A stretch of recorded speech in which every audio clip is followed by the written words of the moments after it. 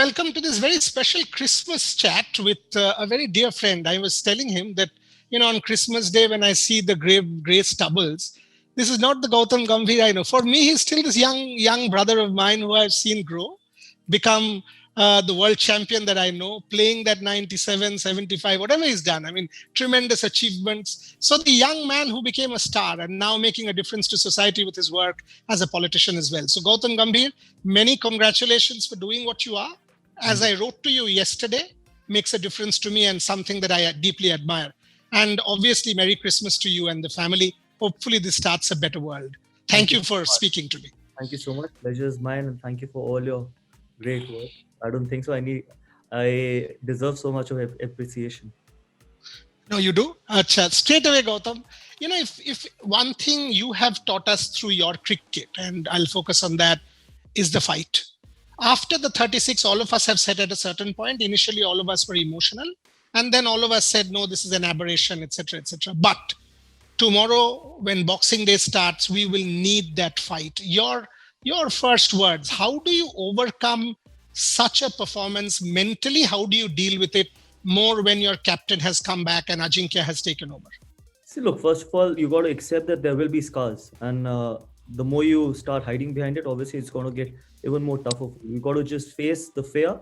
Yes, there will be fear tomorrow when you go onto the cricket field, but this is where character comes into play as well. That is where, and you've got a great opportunity as well to show the world that yes, it can happen to the best. It has happened to the best as well. It is not that India is the only side who got bundled out for 36. There are many more other sides who went on to become world champions. Australia is bundled out for a very low score. New Zealand has done that.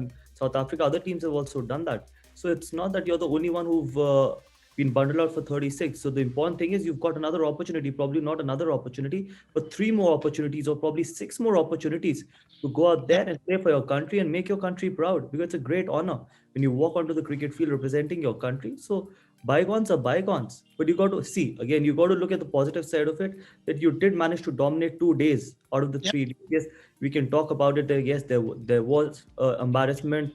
Yes, there will be scars, no doubt about it. But then for 2 days, you played reasonably good cricket. Yes, you could have dominated even more. You could have batted better in the first innings. But then all those things, you got to... And one very positive thing which we need to realize is that India's got the bowling attack to get Australia out 2 times, which was never the case probably with the previous teams. Yeah, there were very good captains earlier as well, but unfortunately we didn't have that kind of a bowling attack which could take 20 wickets, and that's why we struggled probably most of the time overseas. But when you have people like Jasprit Bumrah, Ravichandran Ashwin, now Umesh Yadav is back. He's bowled reasonably well in the first test match, and a youngster, probably Navdeep or Siraj, will come in. So you've got, when you have people like Jasprit Bumrah, Umesh and Ashwin, at least one side, one department of yours is pretty secure that you can actually get Australia 20 wickets of Australia. And it's all about now going out there tomorrow and believing in yourself. More importantly, watching the ball and be positive in your footwork. And the important thing is to react to look to score runs.